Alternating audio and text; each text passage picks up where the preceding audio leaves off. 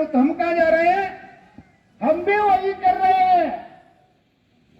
हम भी वही कर रहे हैं कि हम जाति के नाम पर, धर्म के नाम पर बाबाओं को बुलाकर राधे राधे सीताराम सीताराम करा के आपस में लड़ा के रखना चाहते हैं। हिंदू मुसलमान दलित सवर्ण के नाम से लड़ा के रखना चाहते हैं। हम आपस में लड़ते रहें और वो हमारी कोयले की खदान है, वो हमारी रेलवे, वो हमारी बैंक है, वो हमारे बीमा, वो हमारे सार्वजनिक क्षेत्र, वो हमारी आंगनबाड़ी को निजी हाथों में बेच देना चाहते हैं। और ये सब कुछ अडानी अंबानी सहित पूंजीपतियों को बेच देंगे तो तब हम जगेंगे। तब पाकिस्तान अभी भी नहीं सुधरा, तब श्रीलंका के लोग जगे, तब भूखे मरने लगे, तो तब हम जगेंगे क्या? कि तब हमारे यहाँ भी ऐसी स्थिति पैदा हो जाएगी और ये बैठकर सत्ता में बैठकर ये सब कुछ बेच डालेंगे, तब हम उठकर खड़े होंगे क्या? ये है बुनियादी बात। इसलिए कर रहे हैं हम कन्वेंशन के हम जगो उठो। हमारे देश को वो बेच देना चाहते हैं। गदाधर राठौर जी जिक्र कर रहे थे अम्बेडकर साहब का, और वो इतने से काम नहीं चलता। गदाधर जी, भारत रत्न डॉक्टर भीमराव अम्बेडकर साहब ने जब संविधान प्रस्तुत किया था, तब संविधान को रखते हुए उन्होंने कहा था कि मैंने सबको वोट डालने का अधिकार दे दिया है। क्या कहा? सबको।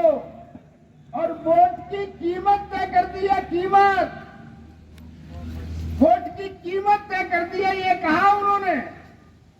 हवाई जहाज में उड़ने वाले के वोट की कीमत, महलों में रहने वाले वोट की कीमत, खेत की मेड़ पर झुग्गी में रहने वाले वोट की कीमत, मजदूर कारखाने में मजदूरी करने वाले के वोट की कीमत, घर में काम करने की कीमत, ये सब लोग वोट डालेंगे। और जब वोट खुलेगा तो सबके वोट की कीमत बराबर निकलेगी, बराबर। महल वाले की और हवाई जहाज वाले की ज्यादा नहीं निकलेगी और झोपड़ी वाले की कम नहीं निकलेगी, सबके वोट की कीमत बराबर निकलेगी, ये कहा। और इसके साथ ये कहा कि फिर उस वोट से चुन के जो सरकार आएगी, वो अगर सबको बराबरी का ख्याल नहीं रखेगी तो इस संविधान के माने कुछ नहीं बचेगा। अब बाबा साहब की बात कर रहे हो, अम्बेडकर साहब की? अरे हमारे देश का संविधान खतरे में है। ये सत्ता में भारत के संविधान की कसम खाकर पहुंचे हैं और मनुस्मृति पढ़ते हैं। वो मनुस्मृति में महिलाओं को कोई अधिकार नहीं है। चौके और चूल्हे तक सीमित है, बच्चा पैदा करने तक सीमित है मनुस्मृति में। मजदूरों, गरीबों, दलितों को कोई अधिकार नहीं है। वो मनुस्मृति के रास्ते पर ले जाना चाहते हैं। ये लड़ाई हम जो 5 अप्रैल को दिल्ली रैली जा रहे हैं लेकर, तो क्या इसके लिए लेकर जा रहे हैं कि कुछ हासिल हो जाए? नहीं, ये लड़ाई बाबा साहब के संविधान को बचाने की लड़ाई है, भारत के संविधान को बचाने की लड़ाई है, ये देश को बचाने की लड़ाई है। गदाधर जी, कौन जय भीम बोलता है, कौन लाल सलाम बोलता है, ये महत्वपूर्ण नहीं है।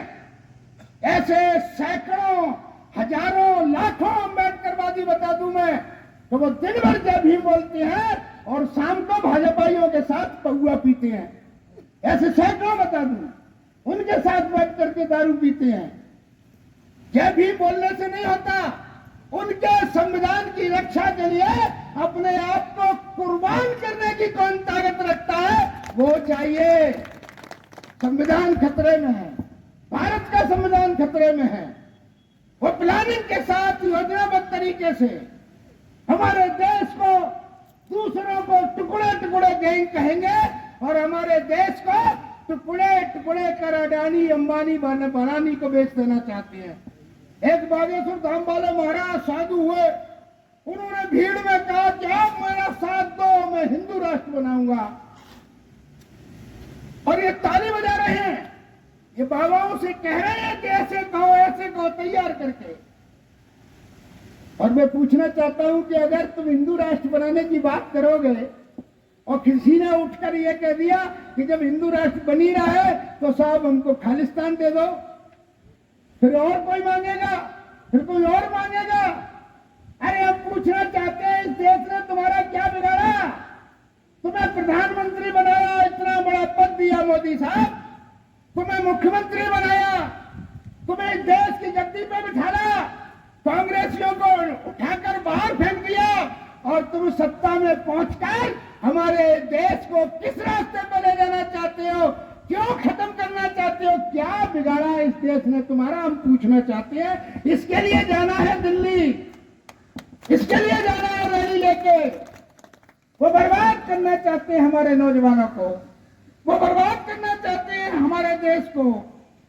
वो आमादा है इन हालातों की स्थिति पर पैदा करके हमारे कारखाने, उद्योग सबको चौपट करके बेरोजगारों को रोजगार नहीं मिल रहा। गैस के सिलेंडर की कीमत 50 रुपए फिर बढ़ा दी। अगर शादी विवाह करोगे तो 350 रुपए सिलेंडर की कीमत बढ़ा दी। और वो आप मालूम है, इनके बड़े बड़े होर्डिंग लगेंगे, होटलों में ठहरेंगे, बड़ी बड़ी कारें, एक मंत्री के साथ 8-8 10 का 20-20 कारें, हमला चल रहा है। पैसा कहां का, किसका है? बोले सरकार का पैसा है। सरकार की कोई फैक्ट्री चल रही है? सरकार कोई सरसों बेच के लेके आई है? कहां से पैसा आता है? ऐसा कोई व्यक्ति नहीं है जो टैक्स जमा नहीं करता हो।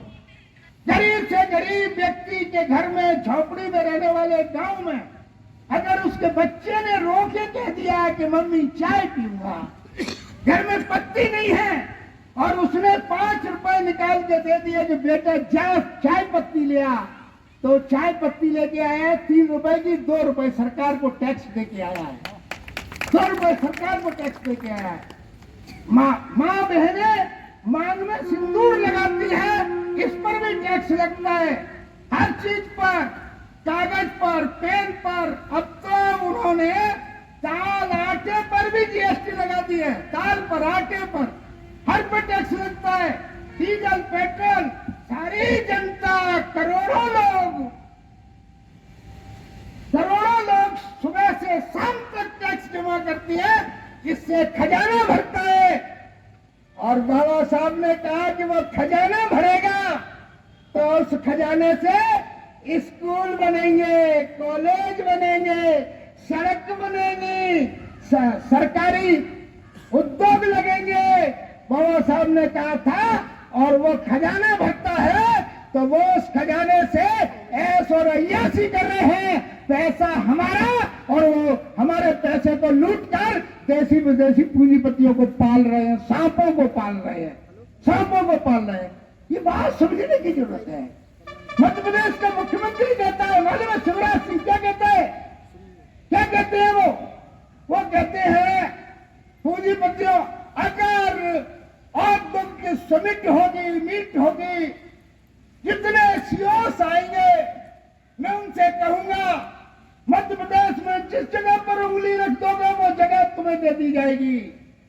और मैं मुख्यमंत्री के बजाय उद्योगपतियों के सीओ की हैसियत से काम करूंगा। बताओ, हमने चुना था मुख्यमंत्री, वो पूंजीपतियों का नौकर बनने की कह रहा है। आप देख लीजिए, ये स्थिति है। और इसलिए ये बात बहुत महत्वपूर्ण बात है, समझने वाली बात है। मैं आपसे सिर्फ एक सवाल पर बात करना चाहता हूं, वो बहुत महत्वपूर्ण है। भले ही मुट्ठीभर लोग हैं हम यहाँ, लेकिन मैं आपसे एक सवाल करना चाहता हूं कि अगर आप अपने देश से, भारत से प्यार करते हैं, नहीं करते तो मुझे कुछ नहीं कहना। अगर भारत से प्यार करते हैं, अपने देश से प्यार करते हैं, अपने भारत के संविधान को मानते हैं जो बाबा साहब ने बनाया, भारत रत्न डॉक्टर भीमराव अम्बेडकर ने बनाया, उस संविधान को मानते हैं, तो संविधान खतरे में है, तुम्हारा हमारा भारत खतरे में है। और इसलिए ये तय कर लीजिए, ये देश उनका नहीं है। वो तो कभी भी झोला उठाकर नीरव मोदी और वो चौक से और विजय माल्या के पास चले जाएंगे। ये देश हमारा है, मजदूरों का, किसानों का, छात्रों का, नौजवानों का, महिलाओं का।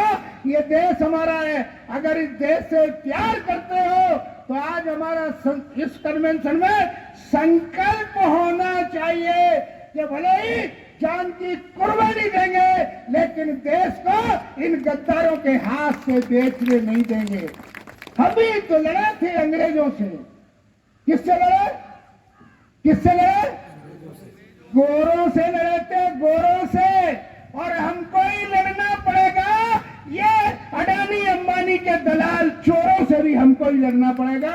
ये बात समझने की जरूरत है। और इसलिए चूंकि आज सम्मेलन को मुख्य रूप से कॉमरेड रामनारायण पुररिया हमारे किसान सभा के वरिष्ठ नेता हैं, हमारे नेता हैं, वो संबोधित करेंगे। मैं आप सब लोगों से अपील करते हुए ये निवेदन करते हुए कि मेरे भाइयों बहनों सब एकजुट हो जाओ और इस देश को इन गद्दारों से, जो अंग्रेजों के दलाल थे अब पूंजीपतियों के दलाल हैं, इन गद्दारों से इस देश को बचाओ, भारत के संविधान को बचाओ। धन्यवाद। इंकलाब जिंदाबाद।